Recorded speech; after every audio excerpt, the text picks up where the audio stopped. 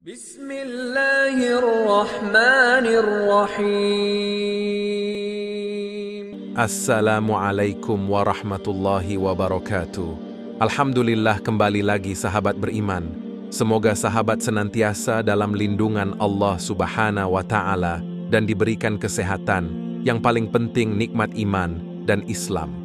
Tak lupa kita bersolawat kepada uswah hasanah teladan kita semua, Habibana wa Nabiyana Muhammad Shallallahu Alaihi Wasallam, kepada keluarganya, para sahabat, tabi'in, tabi'ut tabi'an, serta kepada umatnya yang istiqomah hingga akhir. Dan semoga kita diberikan syafa'atul uzma, sehingga kita semua dikumpulkan di jannahnya, amin ya rabbal alamin.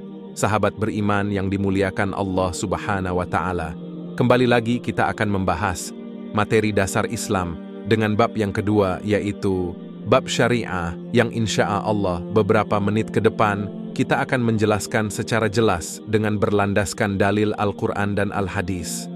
Untuk itu maka sebelum kita mulai, silahkan klik like jika kalian menyukai video ini dan share ke sahabat-sahabat kalian jika ingin mendapatkan pahala jariahnya insya Allah, dan subscribe jika tidak ingin ketinggalan video-video selanjutnya, dan juga komen jika ingin bertanya maupun memberikan masukan dan sarannya.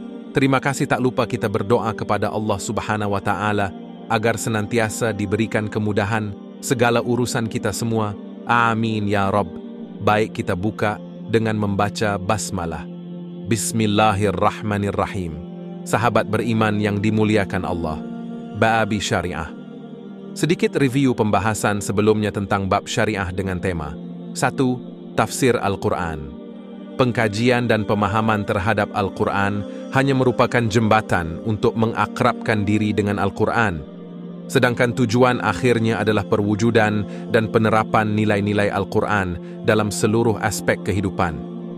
Bila tidak demikian, maka apa yang kita lakukan tidak ubahnya dengan apa yang dilakukan oleh kaum orientalis, yang memandang Al-Quran hanya dari segi ilmu, bukan untuk diterapkan.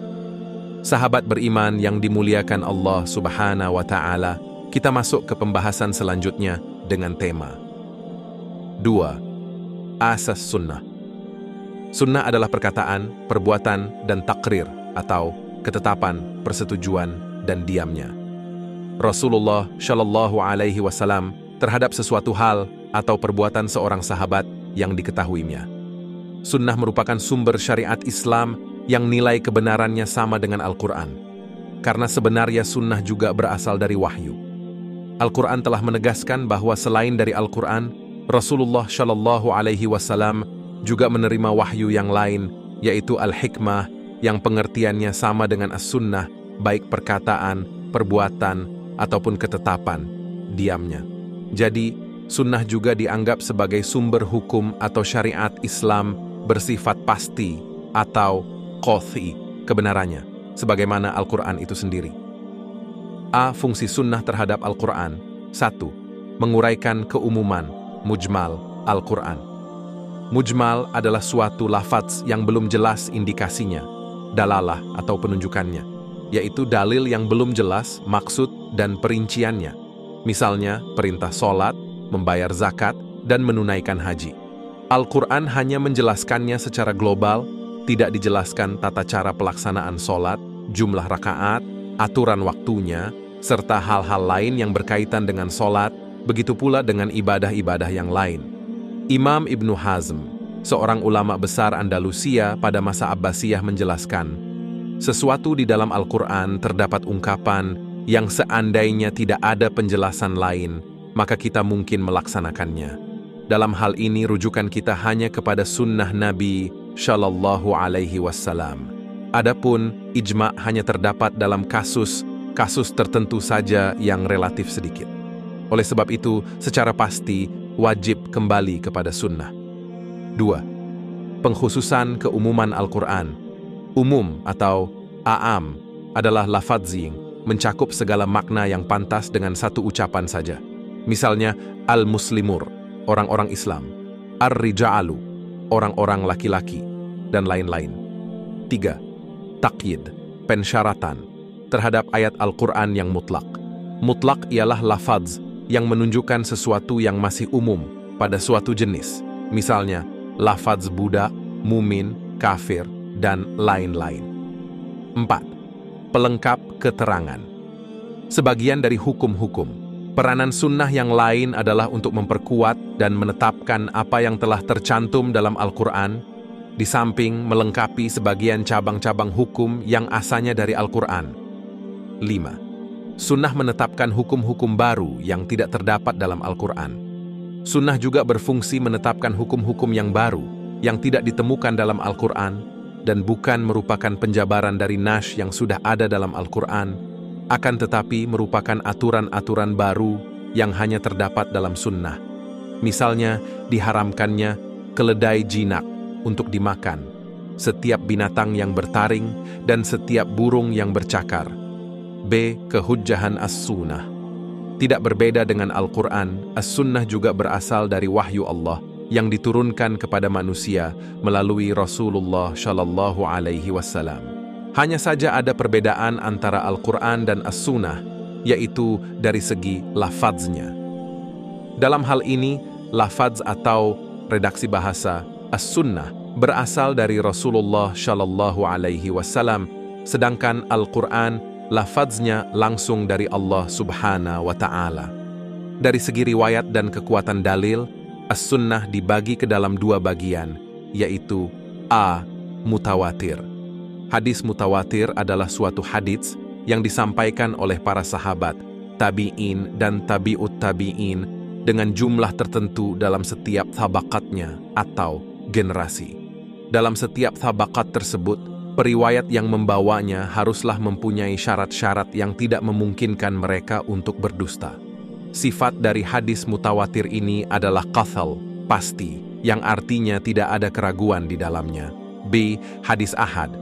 Hadis ahad adalah hadis yang tidak memenuhi syarat mutawatir pada 3 tabaqat. Hadis ahad ini dibagi ke dalam 2 kelompok berdasarkan jumlah perawi dan kualitas perawi. Dari segi jumlah perawi hadis ahad dibagi menjadi gharib atau 1 orang, aziz atau 2 orang, dan masyhur atau 3 orang atau lebih. Sedangkan dari segi kualitas perawi, hadis ahad dibagi menjadi syahih, hasan, dan dhaif. 3. Ijma' syahabat. Lafaz ijma' menurut bahasa bisa berarti tekad yang konsisten terhadap sesuatu atau kesepakatan suatu kelompok terhadap suatu perkara. Sedangkan menurut para ulama usul fiqih, ijma' adalah kesepakatan terhadap suatu hukum bahwa hal itu merupakan hukum syara. Di antara berbagai pendapat tentang siapa yang ijma'-nya dapat diterima sebagai sumber hukum, maka yang paling memenuhi persyaratan untuk hal ini adalah ijma' para sahabat Rasulullah Shallallahu Alaihi Wasallam dengan beberapa alasan sebagai berikut. 1. Dari segi mungkin tidaknya seluruh orang yang berjima' berkumpul, saling mengetahui ijma' dan dapat mengoreksi bila diketahui kesalahannya, maka hal ini hanya mungkin terjadi pada masa sahabat, tidak pada masa selain mereka, sebagai contoh ijma' ulama. 2. Banyaknya pujian kepada para sahabat secara jamaah, baik tercantum dalam Al-Quran maupun hadis. Keduanya dalil yang qat'i kebenarannya, seperti tercantum dalam Quran surat Al-Fath ayat 29, Quran surat At-Taubah ayat 100, Quran surat Al-Hashr ayat 8. 3. Sesungguhnya para sahabat merupakan generasi yang mengumpulkan, menghafalkan, dan menyampaikan Al-Quran beserta sunnah pada generasi berikutnya. Di samping itu, para sahabat merupakan orang-orang yang hidup semasa Rasulullah Shallallahu Alaihi Wasallam hidup bersama, mengalami kesulitan dan kesenangan secara bersama-sama. 4. Memang tidak mustahil para sahabat pun melakukan kesalahan, sebab mereka tetap manusia yang tidak maksum. Akan tetapi, secara syar'i, mereka mustahil bersepakat atau berijma' atas suatu kekeliruan atau kesesatan. Apabila terjadi kesalahan dalam ijma' mereka tentang suatu persoalan, maka tentu akan terdapat kesalahan dalam Islam, dalam Al-Quran dan hadis, sebab mereka lah orang yang menyampaikan Al-Quran dan menuturkan hadis Rasulullah Shallallahu Alaihi Wasallam kepada generasi berikutnya. Beberapa contoh ijma' syahabat. Salah satu ijma' syahabat terpenting adalah pengumpulan Al-Quran menjadi suatu mushaf. Al-Quran dalam bentuk sekarang merupakan hasil kesepakatan ijma' para sahabat.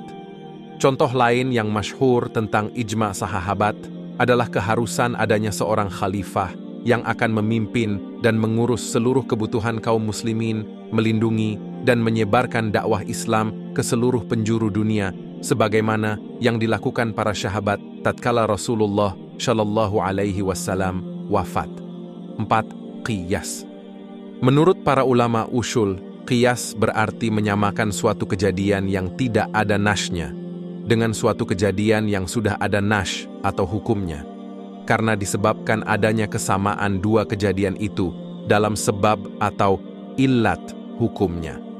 Qiyas digunakan sebagai sumber dalil syar'i, karena dalam qiyas yang menjadi dasar pengambilan hukum adalah nash-nash syar'i yang memiliki kesamaan illat. Sebagaimana diketahui bahwa yang menjadi dasar keberadaan hukum adalah illatnya, maka apabila ada kesamaan illat antara suatu masalah baru dengan masalah yang sudah ada hukumnya, maka hukum masalah baru tersebut menjadi sama.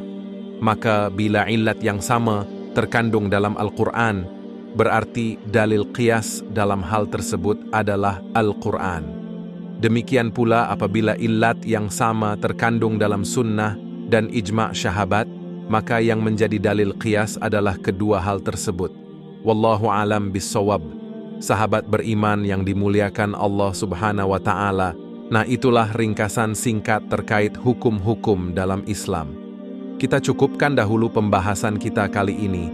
Semoga bermanfaat dan semoga menjadi pemahaman sahabat semua, juga mengamalkan seluruh kandungan yang ada dalam Al-Quran, serta bisa mencontoh beliau Shallallahu Alaihi Wasallam dalam segala hal aktivitas kita sehari-hari dan menambah wawasan keilmuan kita. Tak lupa semoga kita diistiqomahkan dalam ketaatan kepada Allah Subhanahu wa Ta'ala. Amin ya Rabbal Alamin. Yang hak datangnya dari Allah dan yang salah tentunya dari diri pribadi ini yang dhaif atau lemah. Semoga dimaafkan. Terima kasih. Saya tutup dengan membaca doa kafaratul majlis. Astaghfirullahalazim. Astaghfirullahalazim. Astaghfirullahalazim. Alhamdulillahi rabbil alamin. Subhanaka Allahumma wa bihamdika. Astaghfiruka wa atubu ilaik. Syadaqallahul azim. Wassalamu alaikum warahmatullahi wabarakatuh.